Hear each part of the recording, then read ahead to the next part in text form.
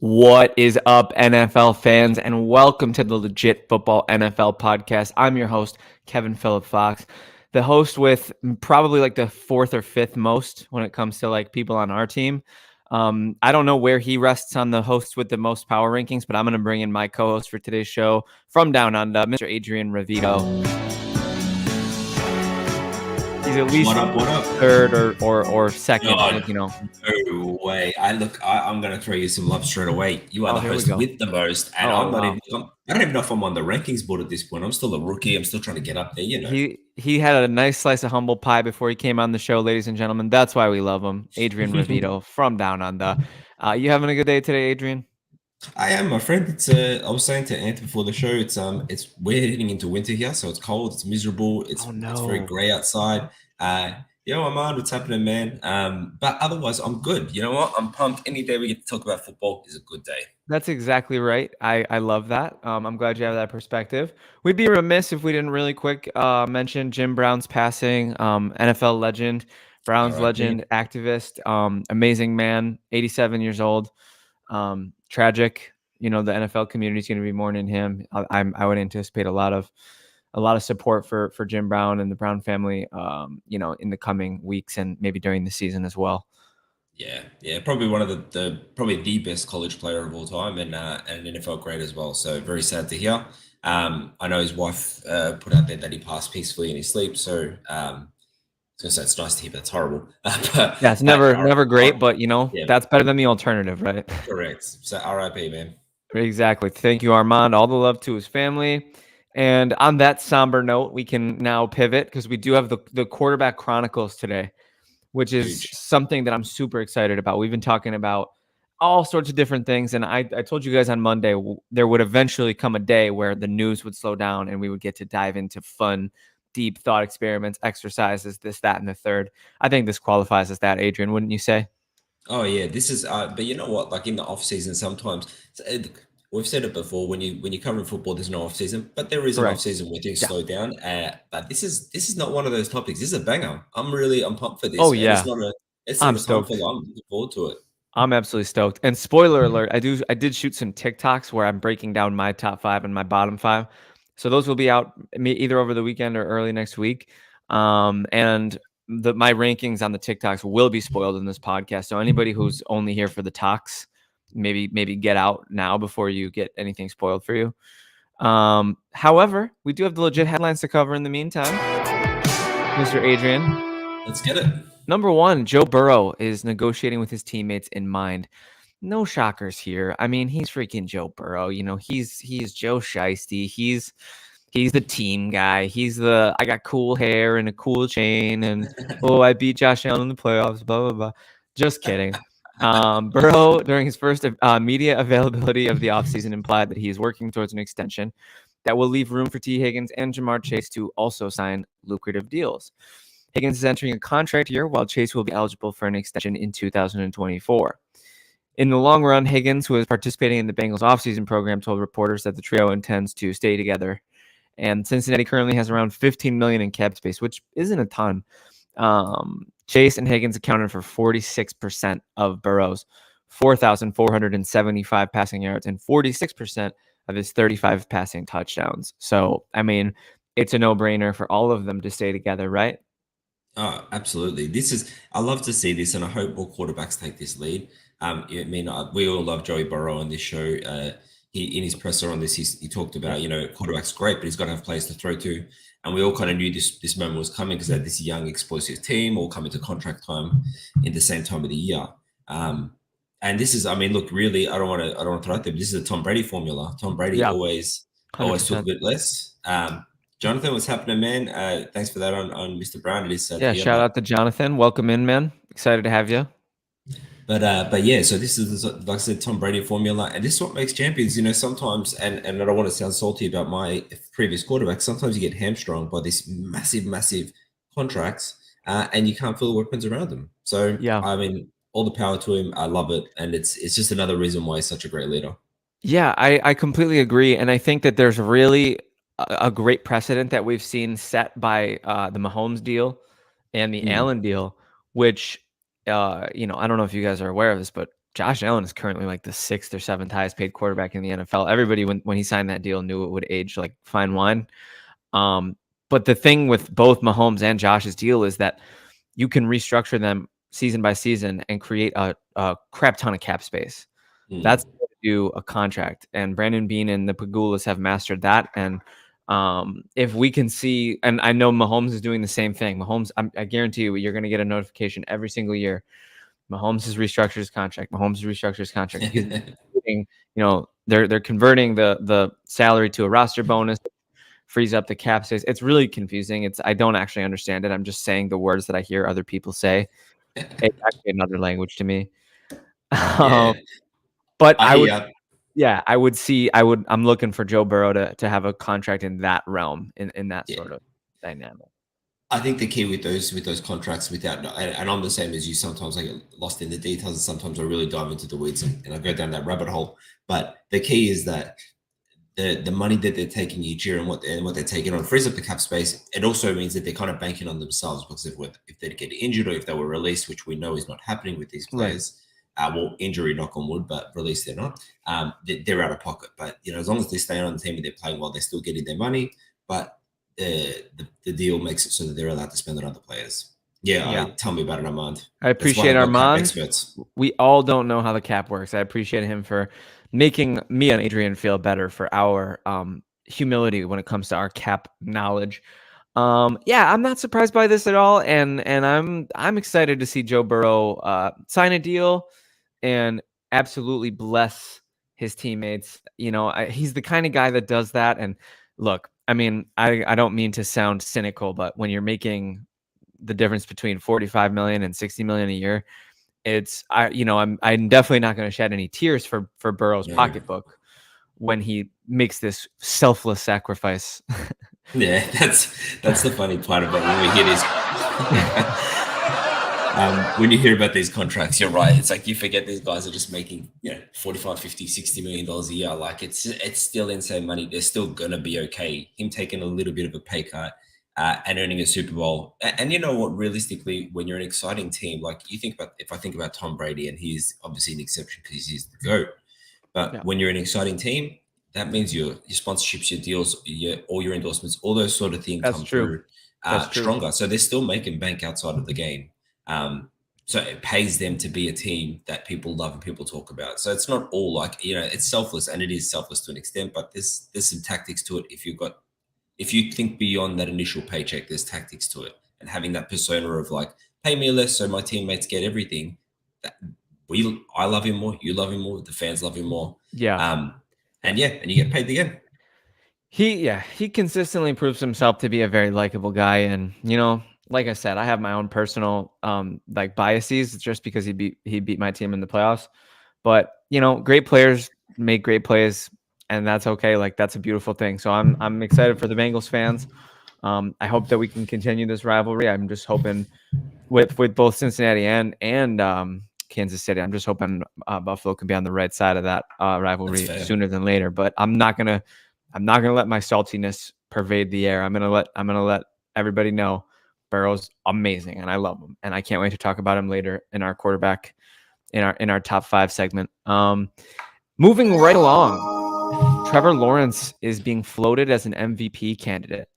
An unnamed NFL personnel director told the Score's Jordan Schultz that Lawrence is a legitimate 2023 MVP candidate. The personnel director pointed out that Lawrence made major strides in his ability to process information last season, which led to a significant boost in production and efficiency.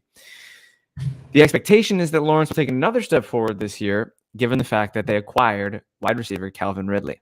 Ridley, in his last full season with the Falcons, caught 90 passes for 1,374 yards and 9 touchdowns. Currently, Lawrence has the 6th best MVP odds at plus 1,600 behind Mahomes, Burrow, Josh Stallion, Jalen Hurts, and Justin Herbert. That's a list right there, man. That is the list. What are your thoughts on this Trevor Lawrence MVP buzz? I have some very strong thoughts, but should we put up Armand's chat here? I don't know if you want to ignore it. Oh my God. I didn't read that. I was too busy reading That's what I was laughing at. Prompter. Okay, do not worry. K-Fix. Okay, Armand. If we're gonna roast me, let's at least use autocorrect, buddy. Mr. Rogers and the Jets will take care of you and your Bills in the playoffs.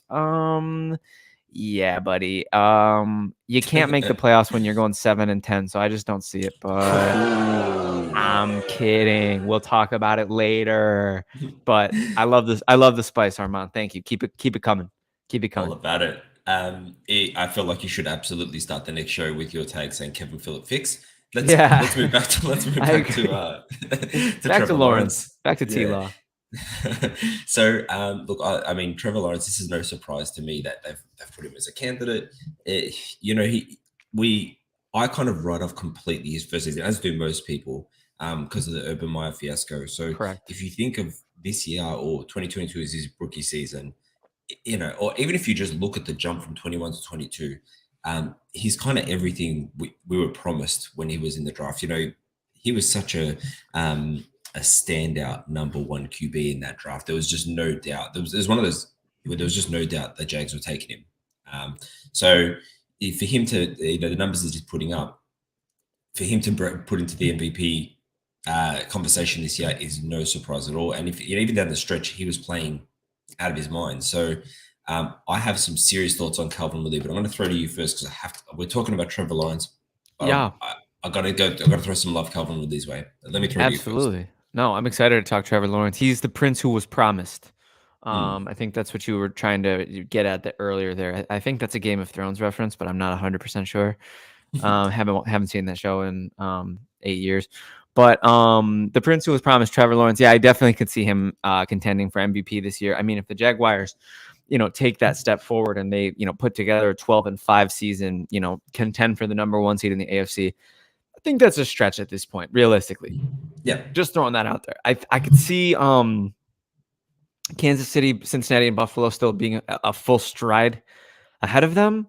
So if Trevor himself and his play elevates the team to at least contending, you always love that buzzy out of nowhere candidate. Those candidates have a lot of steam, and we haven't really had a ton of those in recent years because we had the Mahomes and the Aaron Rodgers show the last couple of years. Lamar did contend in 2019. He did steal the MVP award, so he was kind of the last out of nowhere MVP performer. I mean, Josh has been, I guess in 2020 technically he was out of nowhere, but he was the runner-up that year. So it's tough to say really, whether or not anybody is gonna take this Trevor Lawrence stuff seriously, given that we still have Mahomes, we still have Allen, we still have Burrow. I like Jalen Hurts. Jalen Hurts is my pick, especially at plus 1,000. Yeah. Kind of feels like a steal. Herbert, I would take Trevor Lawrence over Herbert in the MVP race all day, personally.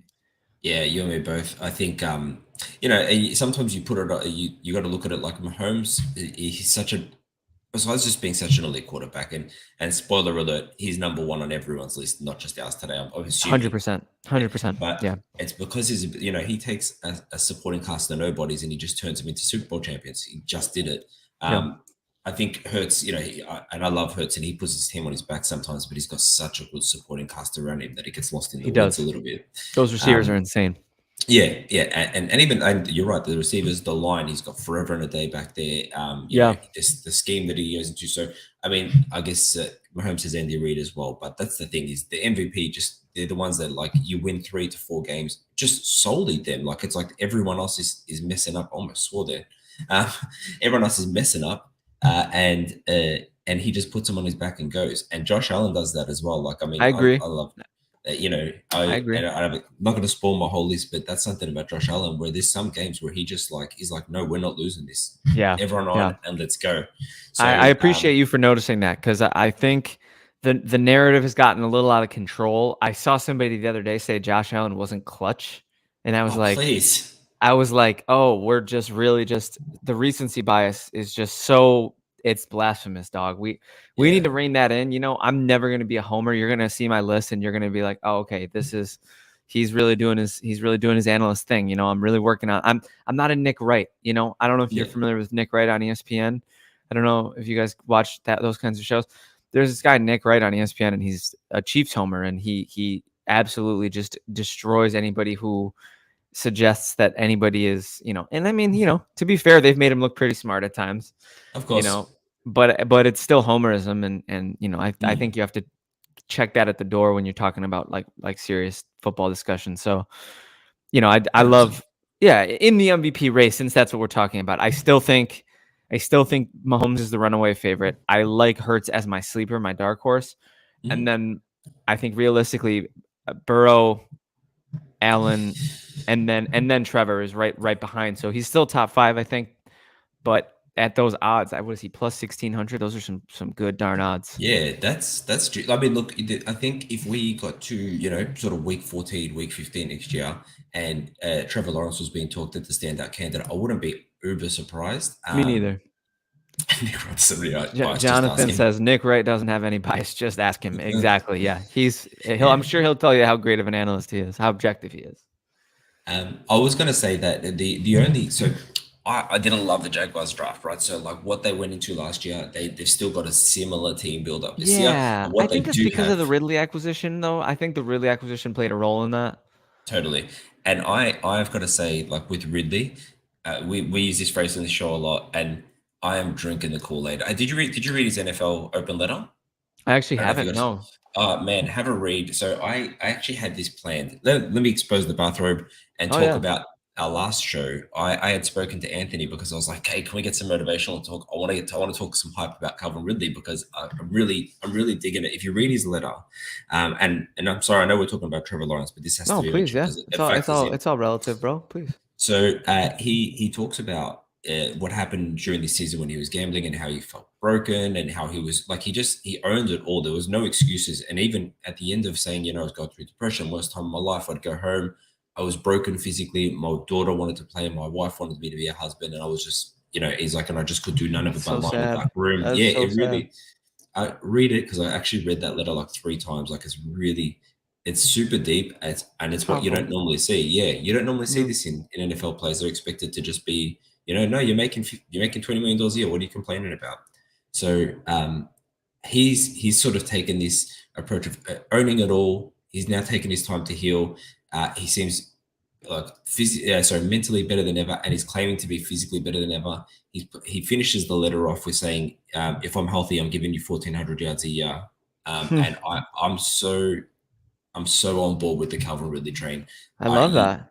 Man, so I feel like he's going to come out. He's, to me, they would never give DeMar Hamlin's getting the comeback player of the year. Yeah. And they'd never give a comeback player of the year to someone they suspended. But if they did, man, bank Yeah. it on Calvin Ridley. I feel he's going to be a beast. Yeah, I'm excited to watch Calvin Ridley play again. He was really, really lighting it up in Atlanta. And yeah, I think he's going to help Trevor a lot. I think Trevor with Ridley and Kirk and Ingram and ETN and an improved defense and great coaching, I could see Trevor Lawrence contending. I like the odds, the MVP odds, like as a long shot. I just think good luck getting Mahomes, Allen, Burrow, and Hurts out of your way. That's the only thing that I think will hold them up. Any final thoughts? There we go. Let's keep him. Anthony's sound cue suggests let's keep it moving. Time to move on. Vic Tarfur of The Athletic says that Vic Fangio. I have a lot of thoughts about this. I'm going to let Adrian talk first. I'm only going to read what's on the script because there's smoke coming out of my ears. Vic Tarfur believes that Vic Fangio will lift the Dolphins to an AFC East title. He's picking Miami to win the AFC East due to the addition of defensive coordinator Vic Fangio. The Bills are still the betting favorite at plus 130 to win the division over the Jets at plus 250, the Dolphins at plus 290, and the Patriots at plus 750. Vic Fangio has led a top 10 defense in 8 of his last 10 seasons as a defensive coordinator. Yeah, he is awesome. He's inheriting an elite Dolphins unit flush with top-tier talent in defensive tackle Christian Wilkins, edge defender Jalen Phillips, Bradley Chubb, Jalen Ramsey, Xavier Howard, and Javon Holland.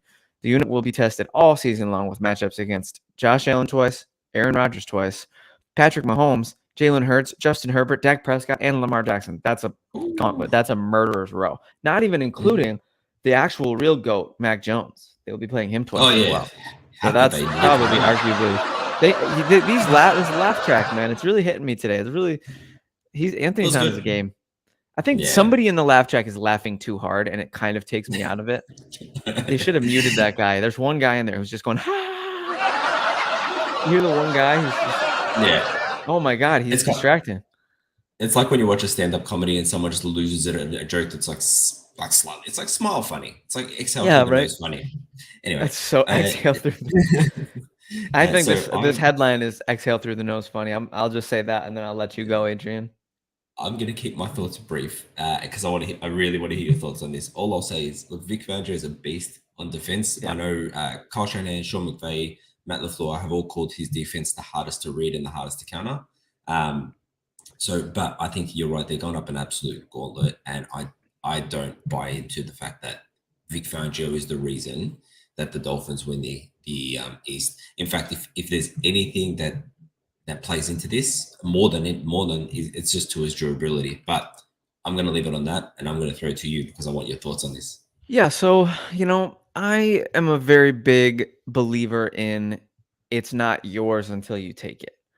And I've had to have that realization as a fan when it comes to the AFC because, Buffalo hasn't been able to take the AFC. They've lost it to Kansas City. They've lost it to Cincinnati. There's absolutely no I can't say the Bills should be the favorite to win the AFC because they haven't done it. It's like the Jordan with the bad boy Pistons. I'm always going to say that.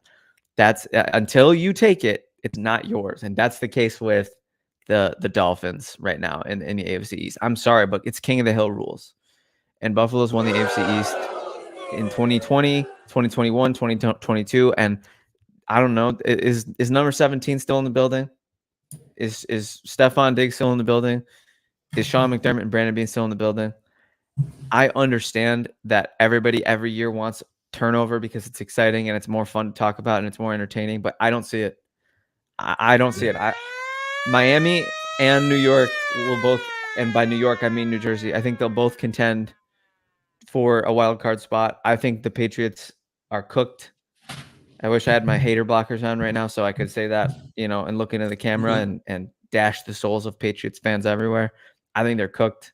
I'm sorry. Rebuild sooner than later. I would start now if it was me. The Jets and Dolphins are both going to contend. I love what the Dolphins have done this offseason. I think they are putting themselves in a position to be very, very successful. I definitely think them and the Jets will contend for a wild card, but it's Buffalo has the crown, and until you take it, I don't support clickbaity headlines like this. You know what I mean?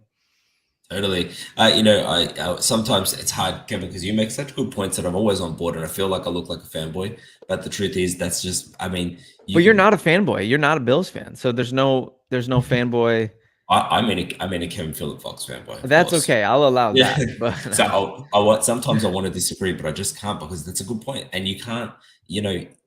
That to me, that's like saying Brian Flores comes into the Vikings and all of a sudden the Vikings are a superpower. Like sorry, but the Dolphins need to prove it. Tua needs to stay on the field for 17 games. Like there's so many more variables that can affect this. It's not like Vic Fangio is the key that just unlocks it.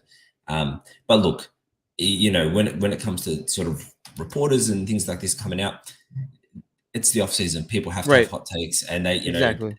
Whether they believe it or not, if they're wrong, they'll never mention it again. If they're right, they'll be like, "Hey, remember my article?" Yeah. So, but I think this is definitely the Bills' division to lose. Yeah, and I think that, like I said, in football, in sports, you have to earn it. And I think, with all due respect to Anthony, our producer, I think the same way about the Lions. Everybody's crowning them. They're talking about the North being the Lions' division to lose, and I'm like, I don't know, man. Vikings haven't gotten progressively worse. I think Jordan Addison makes that. I'm sorry, Anthony. I was waiting for it. I think Jordan Addison makes that team almost impossible to defend. TJ Hawkinson, J. Jeff. I would love to see them get Senior Cook out of the paint so they can, have let Madison cook. Play on words. Yeah. I loved it. You're absolutely right. And this is the thing. There's so many narratives that happen in the off season that we look towards, and some of them pan out. Absolutely, some of them don't. But this one, to me, look, it's a nice thought, and I think Vic Fangio, this is Tua start this year. I think Tua is going to start more than 10 games. I'll take the over on that. Yeah, I'd put that on 13.5. Hot take for Armand, too. Dolphins are the 49ers of the AFC. Loaded roster, but the question mark is the QB. Oh, wow. I don't know. I like Tua. I think you could do a lot worse than Tua. I think we've seen that in the league the last couple of years, that you could do a lot worse. I think it's with Tua to me. It's 100% durability because you can be as great as you want if you're not on the field. Just a great bench warmer. Yeah. So I think with all respect to Vic Fangio, because he really is good and he's an upgrade for them, and he will elevate their defense. But to me, that's not the missing piece that's going to take him to the East title. And but look, I hope it's hard for me because I hope like our legendary uh, our previous leader Brian McFadden, I want the Dolphins to do well, and for our current leader, the host with the most, I want the Bills to do well. But Ew. yeah, so It'll it's be a fun battle. I think Armand's Jets are going to have something to say about it as well. I think that's one thing I think Vic Tarfur is overlooking. No disrespect to Vic Tarfur, don't know the man, but I'm sure he's a listener. So thank you for listening, Vic. appreciate it. Appreciate the streams. And last but not least, ladies and gentlemen, our final legit headline before we get into the Chronicles of Quarterbackia. We have the NFL insiders are questioning Kyler Murray's future in Arizona. Multiple NFL insiders, including ESPN's Dan Graziano and the Athletics' Vic Tarfur. There's that guy again, Vic Tarfur. He's getting some love on this show. Lucky he's Yeah, I was watching. gonna say he's a sponsor of today's episode. Expect the Cardinals to consider moving on from Murray after the 2023 season. The prevailing theory is that Arizona will trade Murray and select one of the 2024 draft's top quarterback prospects, Caleb Williams or Drake May. The idea of swapping Murray out for an elite prospect on a rookie contract with outsized and durability issues is certain to appeal to the front office.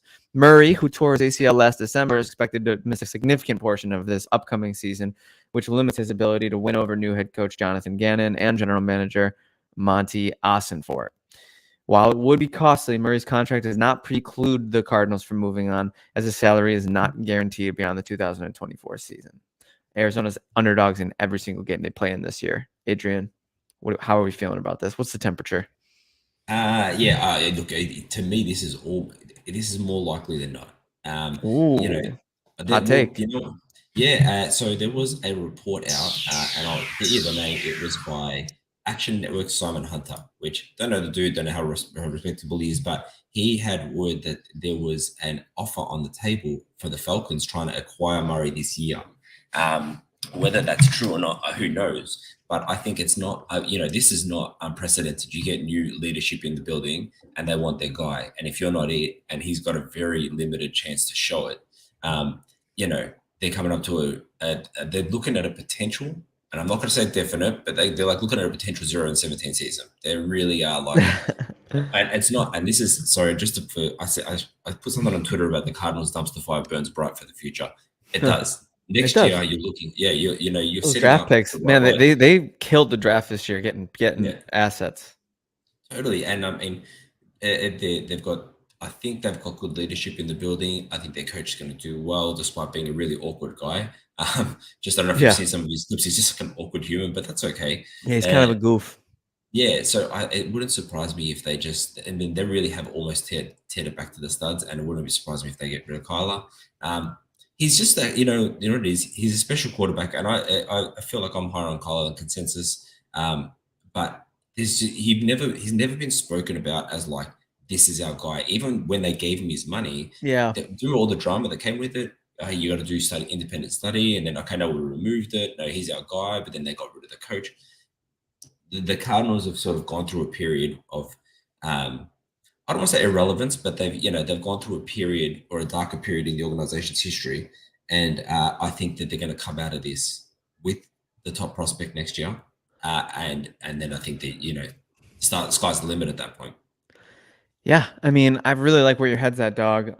They did the same thing with Josh Rosen. Never forget. They're one of the first teams who ever did that. They're one of the first teams that ever said really fast. I believe it was one season. Yeah. They said, this guy's not the guy. They said this guy he's not it. And we're not doing this. We're not mortgaging our future for, a question mark. And I have a lot of respect for them for that. And if they do it again with Kyler, I mean, it would be a pretty quick trigger, I think, if they pull it on Kyler, because I do think is he 25 years old? I do think he's got a bright future. Yeah. But my thing, Adrian, and you kind of alluded to it when you mentioned how they talk about Kyler.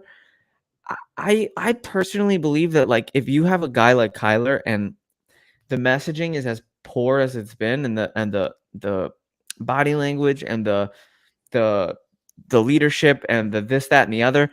I don't really care how good you are on the field. Those situations usually don't end well.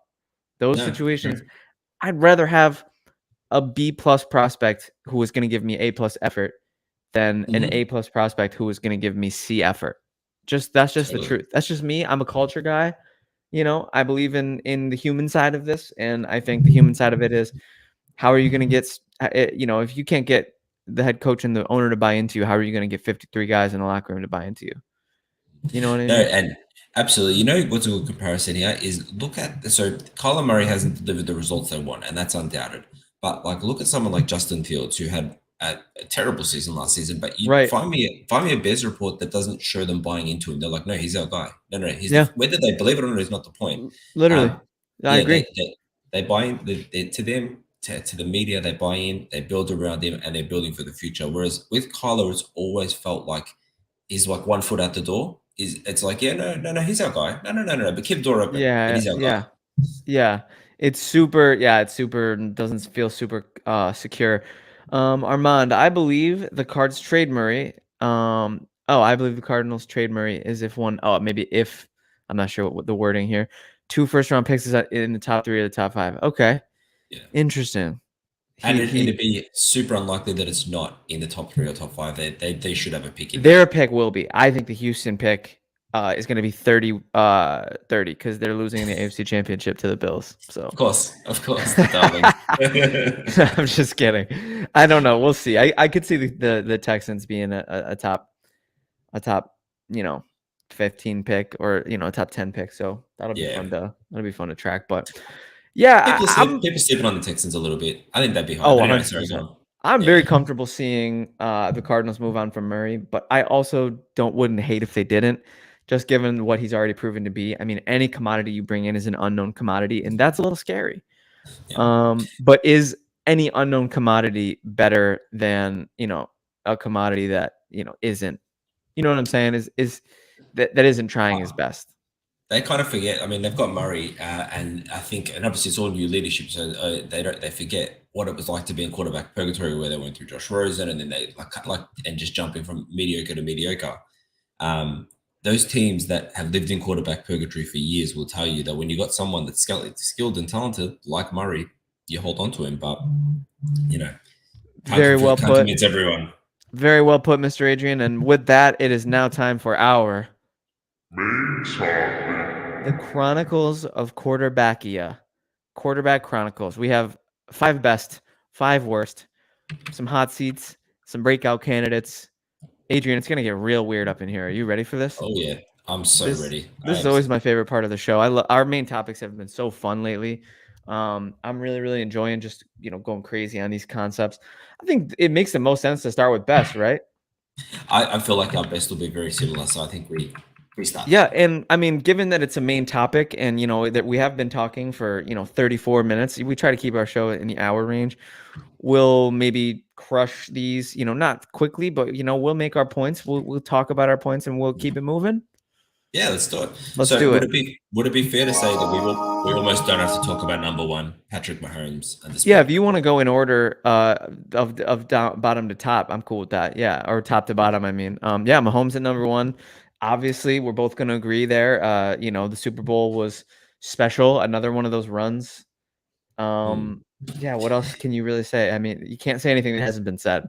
Yeah, I mean, like I talked about putting a team on your back. How about him putting him on his back with injuries, limping around the field? I mean, that's just like a footnote in the story that is Mahomes. To be honest with you, this is actually, it's kind of, he has a little bit of a LeBron syndrome, in my opinion, where a little bit of a Brady syndrome, where he's aware of the story, he's aware of the narratives. I think he was doing a little dance on that ankle, to be honest with you. Oh, okay, I see it. Yeah, okay. I don't mean to be crass or rude or disrespectful, but I think I think Rodgers does it too. Do you remember the year with the toe? Oh yeah. Oh my goodness. Rodgers strikes. Look, he definitely strikes me as someone that's aware of the drama and the story and the narrative around him. I respect it though. Hey, go out there and create your story, King. Totally. Go out there. So I think he's number one. Oh, Like, and no doubt. that's And that's on that's everything. antics aside. I Yeah, can't hate on the man on the field. He's an absolute legend. He's great. I said in the video that I did today for quarterbacks, like he's greatness personified. He really is. yeah. You know, it's funny you say that. Just and I know we said we're going to skip past almost, but I'm not because No, no uh, worries. Yeah, say what you got to say. you mentioned earlier on when we were talking about the East, you were saying that it's sometimes you sort of trying to think of the exact terminology they use, but talking about you don't want to hate on greatness just because it's a rival, right? I Yeah, can't really that's and what I was gonna say then is that so obviously during Rogers' prime, I'm a Rogers diehard. I still love him to death. yeah, My best friend, which I've mentioned a couple of times, is a Patriots fan. So I've always had the argument of who's better, Brady or Rogers. And the first time I said that on this show, Brian crushed me saying, "Well, there's not really an argument." yep. It's true. So, but it is. And No I look back disrespect. now, no, not at all. And I noticed that when he went to the Bucks, and you take off those hater shades, it's easy to see. Like, you don't miss greatness just because you don't want success sort of draws enemies, and it would be easy for someone in the AFC to look at Mahomes and hate him just because he's so good. But don't miss Yeah. greatness. He really is one of a kind. Yeah, he really is, and I like I said, I'm always going to be an analyst first. I'm always going to be a fan. Like I'm like analyst and fan 1A, 1B. There's no real delineating factor. I'm never going to be one without the other. Yep. I'll always analyze my team and I'll always analyze my fandom, and I'll always be a fan about the stuff that I analyze. It's the way that the cookie crumbles for me. So with that being said, Adrian, this is maybe potentially we might run into something here, but who do you got as your second best quarterback? All right, we might run into something. So, my second best starts with J, but it doesn't end in Allen. I'm assuming Wow. that's where you're. Is that That's where you're okay. running? I'm I'm sorry. gonna go. I actually did a 2A, 2B thing. I couldn't possibly say that one of them was I personally think I like what Josh does on the field more than I like what Burrow does on the field. Mhm. I just think Josh, you're never out of a game with him as your quarterback. He's my 2A and Burrow's my 2B, but I obviously can't in good conscience call either of them the third best quarterback. It just feels wrong. It's a fair call. This was a hard one, I have to admit, because I'm on. I love Josh Allen as well. So to Yeah. talk about them both, they're both they're different players, obviously. Yeah. I'll tell you the only reason, and if I could show you the notes that I took, the only thing that nudged Josh Allen to three is he just takes too many hits, and we've talked about how I'm going to learn to slide. I'm going to slide head Yeah. first into three guys, like Yep. so. That kind of thing. That to me, it's hard because it's the passion that makes him do that, and it's I want Right. to get this extra 3 yards for my Yep. team, but Yep. it's also short term thinking because Yeah. if you're injured, you can't put your team on your back. So that's Yeah. what put Burrow. The decision making for Burrow, his accuracy downfield is just like insane. Yeah. Um, and they're talking about like negotiating with teammates in mind. That's the off the field stuff that just I love that leadership. It's why we love them, absolutely, and yeah, I think so because we're talking about them together, I'll say my thoughts on Burrow. He is just so damn poised, man, and Yeah. he is just so like, he never wavers, man. He's so calm. He's so cool, calm, collected. He's so confident. His hair is awesome. I love Burrow. I got no All the bad like, traits you need. I was a little salty at the Bengals organization on the whole because they kind of had a really arrogant playoff run last year. Their whole everything they did in Buffalo with you better refund those tickets, and okay, you sold tickets too. Don't be corny. And then the Yeah, whole Burrow head, and then the mayor of Cincinnati. I'm glad they got what was coming to him. Unfortunately, that's fair. um, I'm glad they got socked in the mouth by our number one quarterback. And we'll see. Yeah, like I said, I love Burrow. What he does on the field, if we're just talking, he's the closest thing to Brady I've ever seen. Yep. He is just a tactician. He knows how to exploit a defense's weakness.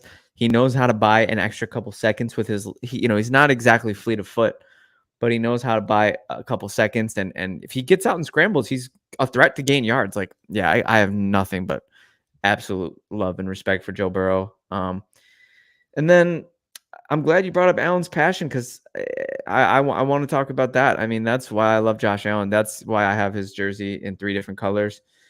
Yeah, I mean, obviously, I don't hide how huge of a Bills fan I am, and I just think like when you watch him every Sunday, when you watch him, every single snap that he ever plays, you just know that I don't think there's a person in the NFL who wants it more than Josh Allen.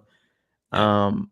I don't think there's a person in the NFL who can do the things that he can do. And we mentioned clutch earlier, 4 game-winning drives this year. And he led his team to a 13-3 record with a UCL and a half.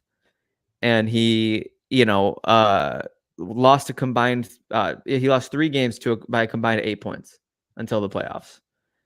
How do I people? mean, How can analysts say he's not clutch? That's a quarter of your games that you game-winning drive. Are you kidding me? Yeah. yeah, it's very difficult because when you're a team that's considered as good as the Bills have been for as long as they've been, that's gonna happen. Everybody's waiting for I saw Emmanuel Acho, who's just like, again, where I don't mean to keep doing this to these these analysts, but he's talking about Josh isn't in his top 5 AFC QBs. What? Yeah, he has like Rodgers and Lamar and he's like, well, Buffalo was ascendant and now they're on the way down. And it's like, I get that you need something to talk about. I get that you are maybe trying to generate interest, but look, Josh Allen is either the second or the third best quarterback in the NFL. And I think if you say otherwise, because I think I'm cool with putting him 3. I put him 2 myself.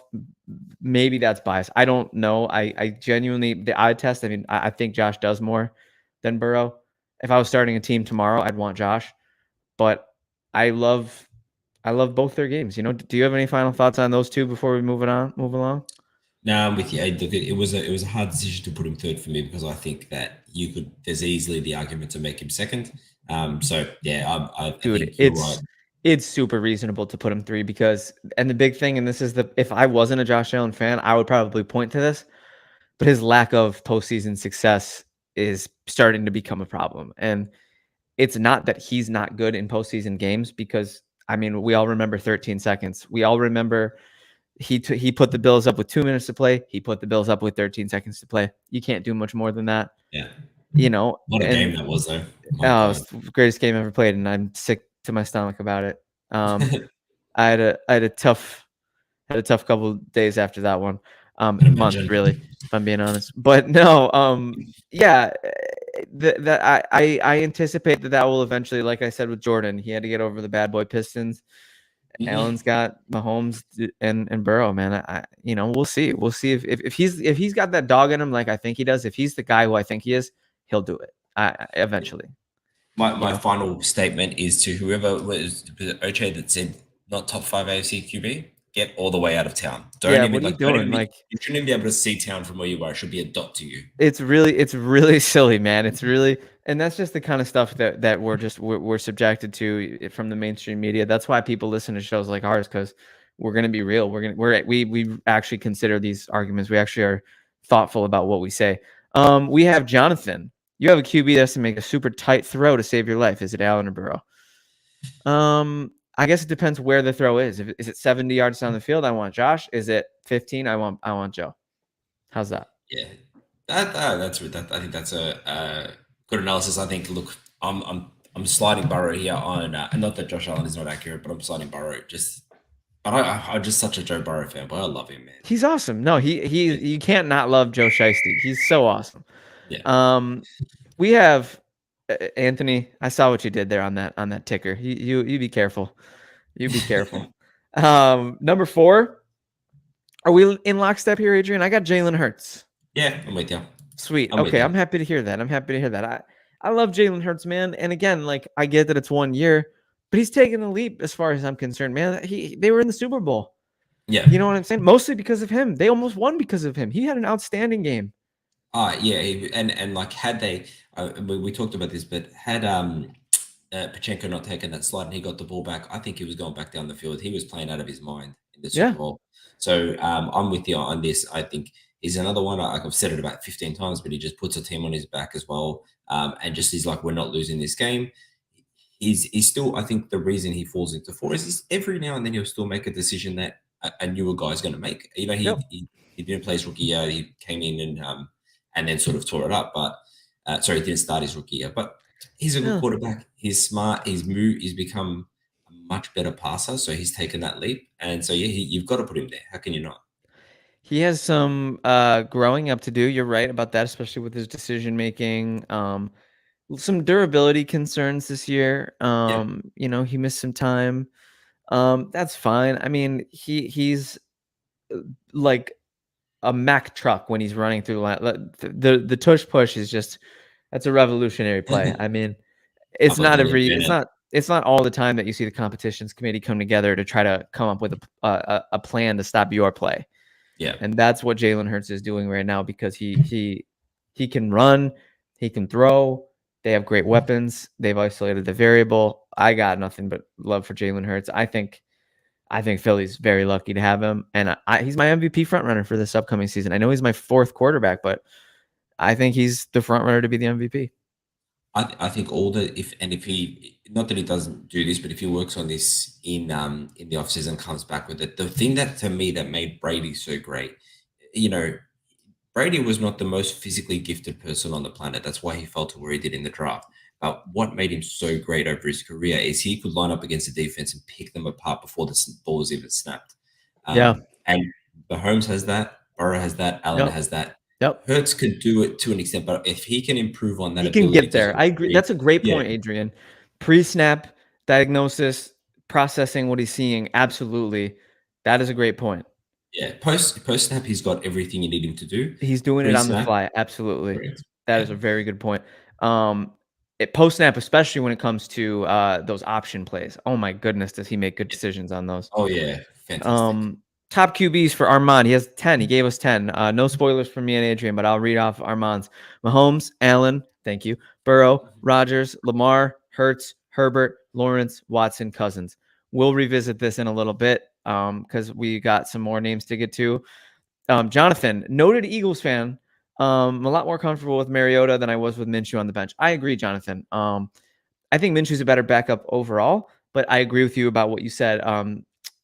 If Hurts gets hurt, Mariota has the same playing style where Minshew was a pure passer. Yeah, Minshew's not, again, talking about fleet of foot, not his specialty. Mariota can do everything Hurts can, just not at the same level. I would say assuming he can be accurate is a faulty assumption. That's fair. But that's not important because in Philadelphia's offense, you can get away with a lot of imperfections at the quarterback position because of how effective they are at running the ball and screens and all that fun stuff. Irrespective of how amazing their mustache is. That's really, it doesn't play a factor here. It should, but it doesn't. Yeah, amazing.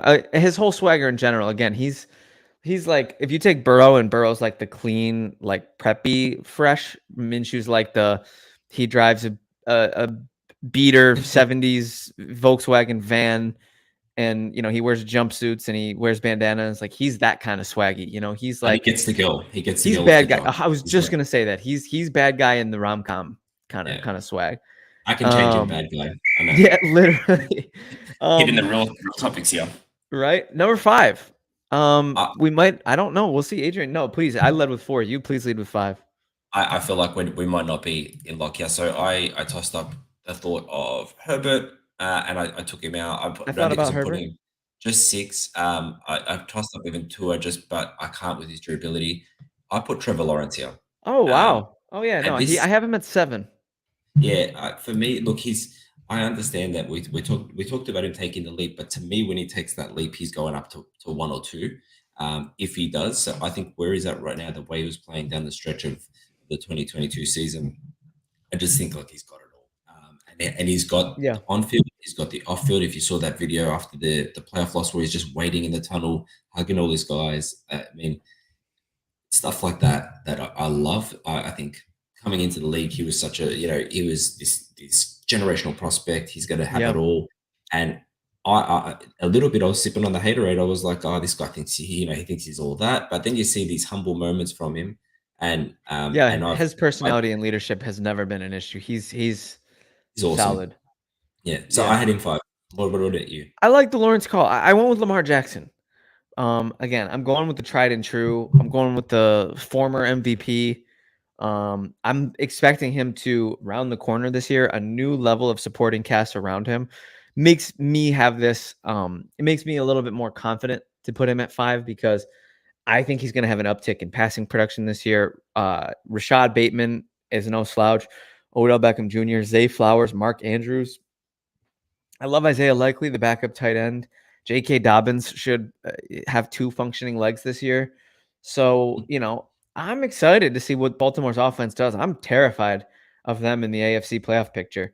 But yeah, Lamar Jackson, he does a lot of things well. And I think I've always wanted to see him because he is so athletic and he is such a great runner, but he's also a great passer. And I'd love to see him just take that meteoric rise to being one of the elite passers in the NFL this year. And he was in 2019. He hasn't really been one since. So we'll see if he can do that this year. I fingers crossed that he can, because I mean the NFL is more exciting when Lamar Jackson is carving up defenses.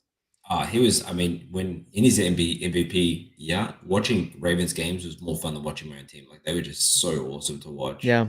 I actually saw him in person that year in Buffalo. Nice. Yeah, he beat the crap out of the Bills. Here comes the sad music. I know. But no, look, I can't fight you on it. I think I can understand the case to make him there. Maybe I'm a bit of recency bias with all the drama around the contracts and the injuries. Yeah, that's fair. I think that if I were to pick, now it's hard, because if I were to pick who I want in my building right now as of today, I would want Trevor Lawrence for sure. But then do I also look at that because he's younger, rookie contract? Like, there's other factors that play into that. So, look, can't hate on it. Yeah, and it's really interesting. You made a great point. Who you want in your building is a great point. I mean, that's an entirely different draft. I mean, you got to factor in age. It's like drafting for a redraft and drafting for a dynasty. It's the same difference. Worst quarterbacks. I mean, the number one worst quarterback has to be whoever the Cardinals trot out, right? Yeah, I mean, look, I sorry for that one guy. For the purpose of this exercise, I was.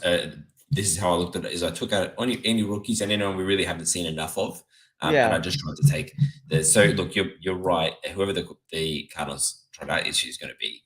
I mean, Colt McCoy, I think, is currently injured. So I made a video today, and I had David Blau as my worst, because I think technically, if the season started today, that's who's starting. So I guess David Blau. Sorry.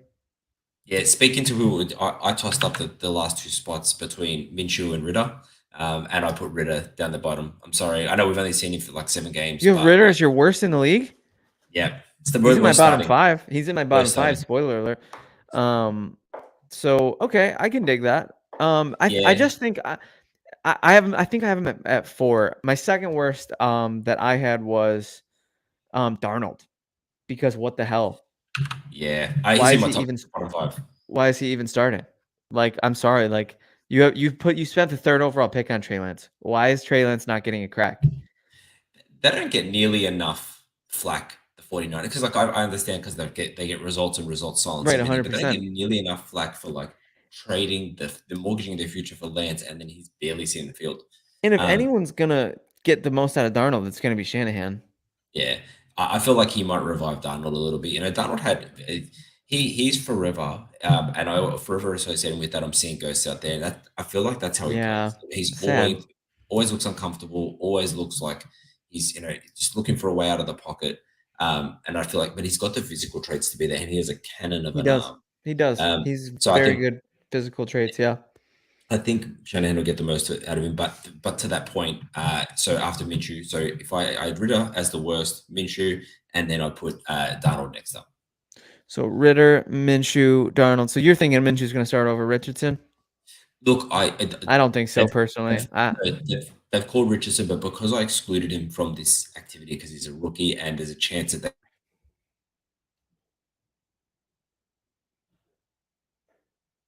Did we lose Adrian, friends? Jonathan or Armand in the chat, confirm with me that it's Adrian that's gone and not me. Y'all can hear me, right? This is a scary reality, you guys, because either my screen's frozen or his is, and neither of us know.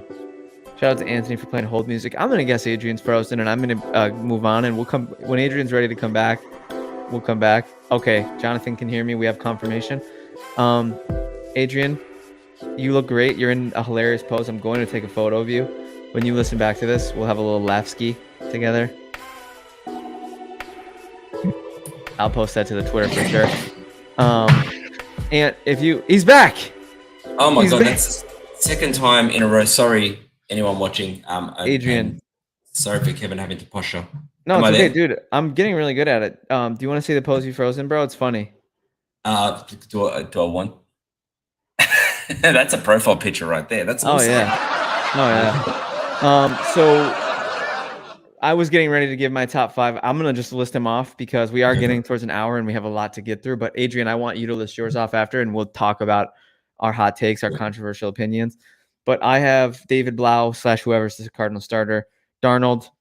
I threw Howell in there. We haven't seen enough. I'm not saying he's inherently bad. He might step up. Desmond Ridder, and I have Kenny Pickett in there as well. Okay.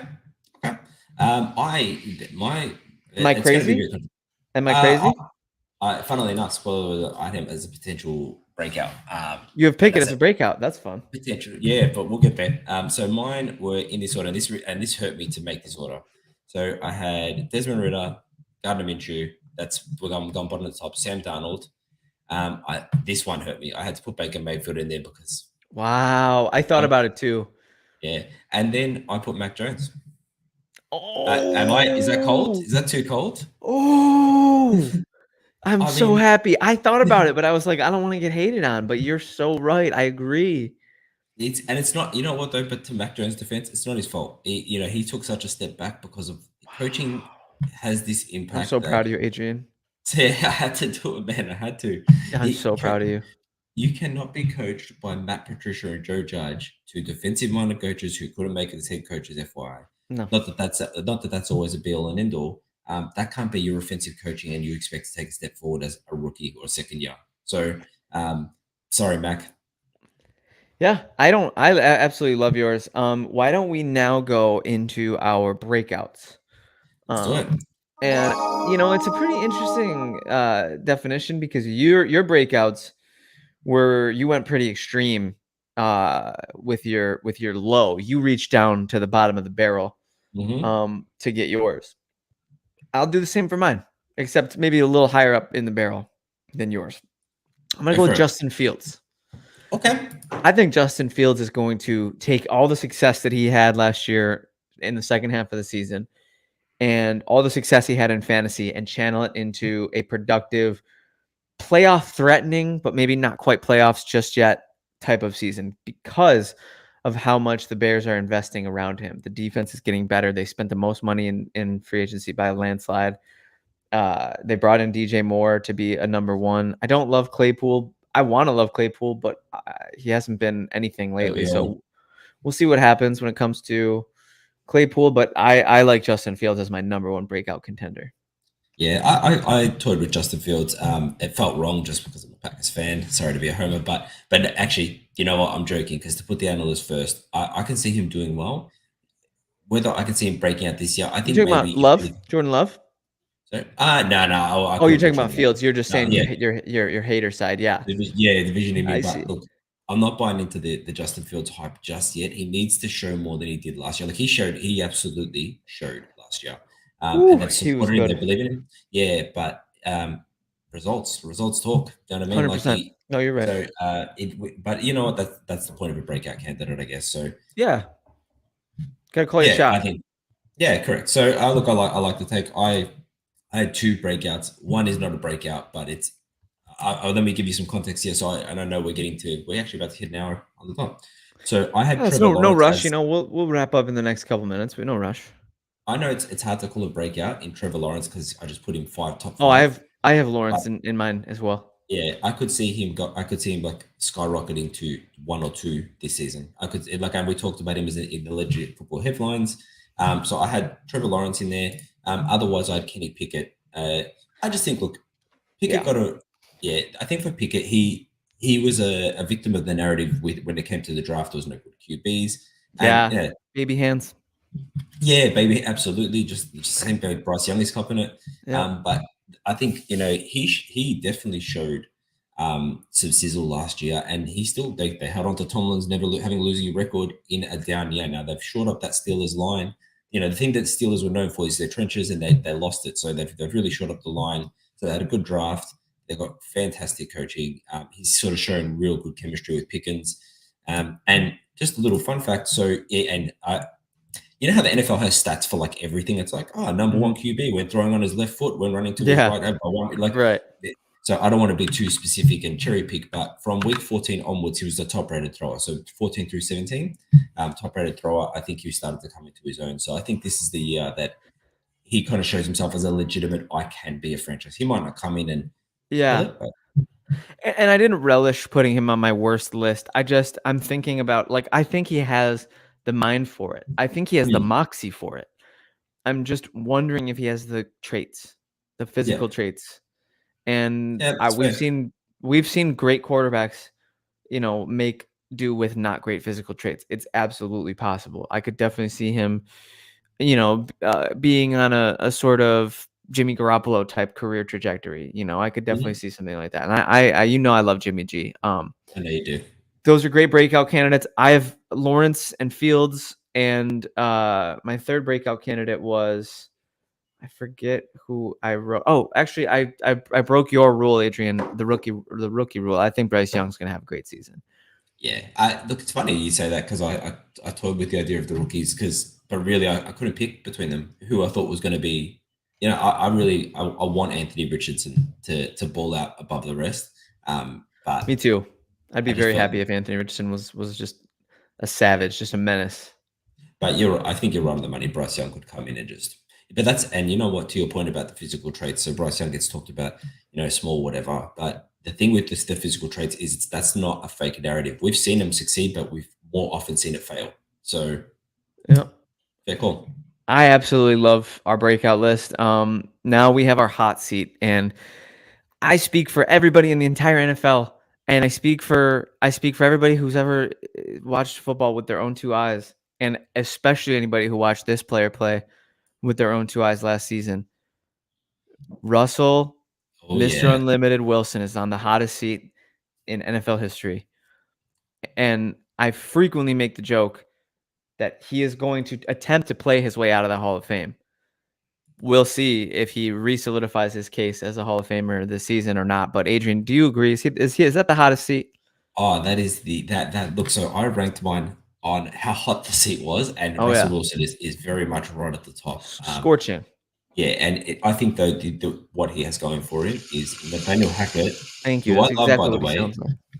Nathaniel Hackett, who I love, was such a raging Not a fan of Hackett. failure. Yeah, I love him as a coordinator. I should say I don't love him as a head coach. He was, he did have some good years, but only with Rodgers, bro. He was the coordinator, I want to say, for the Tyrod Taylor Bills, and he was horrible. Fair enough. Yeah. So look, I guess he was such a raging failure that all Russ has to do is get a winning record, and it's like, oh no, never mind, guys, Russ is back. Like We'll got that going forget for him. Yeah. 100%. Yeah. I mean, yeah. Yeah, I think he's right up there. The next hottest seat. So I'm putting these equal to 2A, 2B, and they're both in the north. So Jordan Love, I think people don't realize the seat that he's on so if they just picked up his 5th-year option, which they did not, they extended him. It was kind of like him not banking on himself. So he gets more money up front, but it makes it easier to move on from him. I don't think they will within 2 years, but if he really does not play well, they're going to be out next year. I can tell you, and that extension that allows them to get out, but they pay him a bit more up front, but that allows them less in the following year.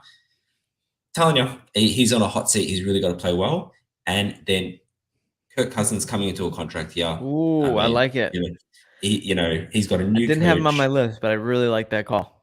Yeah, I did this. It's funny. I almost didn't put him on there because I was like, he's still a good QB, but he'll get another job and he'll get paid if he goes into free agency. Definitely. But if he wants He's to stay still with the young Vikings, enough. He's got like a last dance type run in him. Totally. But if he wants to stay with the Vikings, it's a hot seat.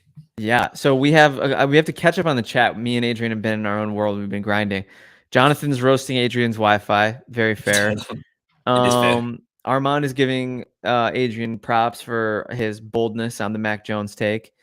Armand's giving his risers. We have Ritter, Pickett, Fields, Love, and Howell. He's calling a shot. Armand, you're picking pretty much everybody who we had on our bottom 5. So you got some love there. Fields is the only one, and Love, and I could see Love being a breakout candidate, but he also is a hot seat. Love is both. Love could be on 3 of our 4 lists. Realistically, he could. But Britta could be on Except, a new team next year. Let me tell you. yeah, and maybe next year he could move from the worst to the best. But right now, the three out of the four, I consider Love for my worst, to be honest with you. I just because I don't for my worst list, like he would be bottom like 10, I would say right now. Yeah, fair. We have Jonathan. Baker's got a really hot seat underneath him right now. If he doesn't put up money balls, I like that. If he doesn't put up money balls, he's destined for the XFL. I could see that. Yeah. I could absolutely Yeah, see that, Jonathan. Yeah, I think good. I think Baker's playing for the ability to start or even be a competent backup. I think that's right on the money. If he's not, he's done the Josh Rosen, right? He's jumped from team to team to team. He's at a point now that if he doesn't deliver the goods, people are like, he's not the guy. Maybe he makes some backup money, or he's headed to the XFL. Who would have ever saw this career trajectory for Baker Mayfield when he started? He was on every commercial. He Yep. was the house guy living in Cleveland.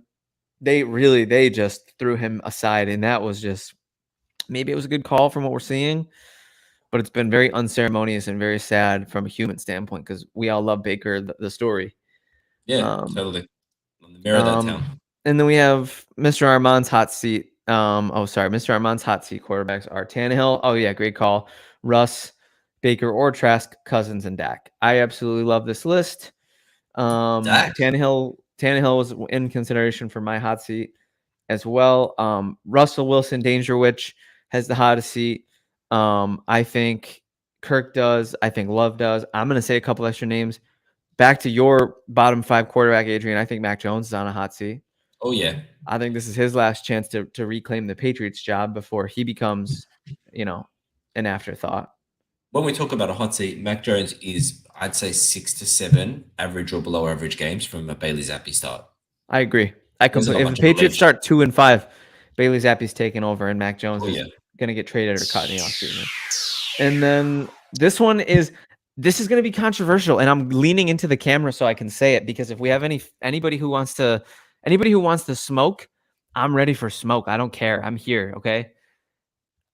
Justin Herbert is on the hot seat. And wow, I don't care what you say. I understand the eye test. I understand what he's done.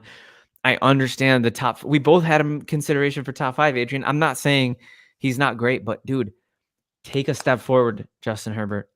Take a step forward. Like seriously, I've been every single year, man, ever since he came into the league, I've been waiting to see this thing that people are saying that they see in him. And I'm just not seeing it. I'm just seeing him just fall a little short. And I mean, the playoffs speak for themselves. I mean, I'm hearing now that he was injured, and that's definitely sad. And he's had surgery, and he's on the come up. Hopefully, he catches up quick because I want to see this guy that I keep hearing about, who's this top 5 quarterback and this special talent, and this guy that you'd take, over all these other quarterbacks. But I'm sorry, I just haven't seen it, and I don't understand. Am I crazy, Adrian? Am I taking crazy pills? No. But the only reason that Justin Herbert's seat is not hot, in my opinion, is because Brandon Staley's seat is hotter. If 100%. he doesn't deliver, Staley's, and he's got another chance. So yeah, but I hear your point. Like he hasn't delivered the goods, but I just couldn't see the Chargers moving. They'd out the entire coaching staff before they out him. I think anyway. He's just such a gifted player. But I do get it. He doesn't deliver the goods. He doesn't deliver. Have they been to the postseason with him? I think just this past year where they lost that comeback game to Trev. Yeah. Sorry. Yes, correct. But that's what I'm saying. He hasn't really shown it on paper and results. But I think Staley is going to be the one that takes the hit for that. Yeah, I'm ready to start seeing it, Justin. Like I don't mean to be like I'm not trying to be mean or controversial or hot takey. Like I just was roasting ESPN for that. I'm not gonna do the same thing that those people do, but I need to see more if I'm gonna buy into this. He's a top 5 quarterback narrative that even I'm considering. Like I think you're right. You're right, Adrian. By comparison, his seat is an ice cube compared to Brandon Staley's seat. It's an ice cube because Staley's. My goodness, that dude, he's got 9 lives. I actually don't know how after the whole fiasco of playing his players when they were in and then injuries happened, like he should have been out the door. And I'm a fan of his coaching, but sometimes he makes decisions when he left Justin Herbert in he couldn't even run. Anyway, remember the timeout he took in the playoffs or in the game against the Raiders where he almost they almost tied and went to the playoffs, and then he took a timeout, and then they ended up losing the game in overtime. And sorry, buddy, Didn't work Yeah. out for you. I'm sorry. I don't mean to dunk on the Chargers. Nah, Yeah. he makes bad decisions. I think as a coach. Staley deserves to get dunked on. Herbert not necessarily doesn't deserve to get dunked on. He's possibly a product of his environment, a product of a difficult, history with injuries on his team. I'm trying not to hate. I respect what he's done so far. I'm hoping to see him take a step forward so that I can see what everybody else sees, but I'm not seeing it right now. And that's why he's on the hot seat to me. Love it. My final thought on the hot seat, and this is not a hot seat, this is a warm seat, but I'm going to explain my and I won't. I know we're coming on the hour and 10, but Yeah, Derek Carr has 2 years on his contract where he's got guaranteed money. He's got more in the third, but that's if he plays in the third. So to me, Derek Carr's seat is warming up, right? Because if it's he doesn't lukewarm. deliver, yeah, Derek Carr to me has always been a starting quarterback. But if he Me can't too. deliver it with the Saints, and he's in a bad position to be honest with you, because I don't believe in their coaching staff. Yeah, He's destined for backup city, never having won a quarterback Super Bowl. right. Sorry, I don't think he's been to a championship. Has he been to a championship? I don't think he has. So No, I don't think so either. yeah, so he's to me, he strikes me as a guy that he's got this passion. He wants to get to the Super Bowl, and he's on his final legs here. Because if he doesn't deliver with the Saints, he's destined for backup. You're right. And I think we can say that the same is true with Jimmy. Yeah. Oh yeah. I think the Yeah. same is true with Jimmy. He's in the same tier of like, let's make it happen, guys. Let's see this happen this year. Let's see you guys take those steps forward. Adrian, any final thoughts on best, worst breakouts or hot seats as far as quarterbacks? No, I think look that pretty much covers it. I did have Tannehill on my hot seat as That's well. I fair. think that's a fair Yeah, call to. that's very It, fair. just because he's got young talent behind him, when it comes to that, and football fans, they won't look at Will Levis and be like, oh, he's a project. They'll look at him and be like, oh my god, Tannehill's tanking this, get him in there, not realizing, it's kind of a similar situation with Riddle where they were calling for him and then, he bombed. So that's really it. That's my last take. I think I think we've nailed Chronicles of Quarterback. Oh, Yeah, is that what you dude, it said? doesn't. Chronicles of Cornerback, yeah, Quarterback Chronicles. We're workshopping these names. We'll have them ironed out for you by the regular season. We're building the plane as we fly it right here. Let me tell you. That's the only way to do it, man. No, I could not have had more fun today, man. I loved Armand and Jonathan keeping the chat live and on fire. Adrian As Rovito always. from Down Under, best Wi-Fi I've ever seen. I'm just kidding. The producer Anthony just keeping the jokes flowing, the laugh tracks flowing. The host with the fourth most, Kevin Phillip Fox. I won't let you do it. I loved the discussions today, guys. I feel like I have such a better picture of the quarterback landscape in the NFL now. You guys know I'm the biggest quarterback carousel nerd. Now I get to be the biggest quarterback chronicles nerd. And ladies and gentlemen, with everything at Legit Football, we want to thank you for listening as always. And we are out.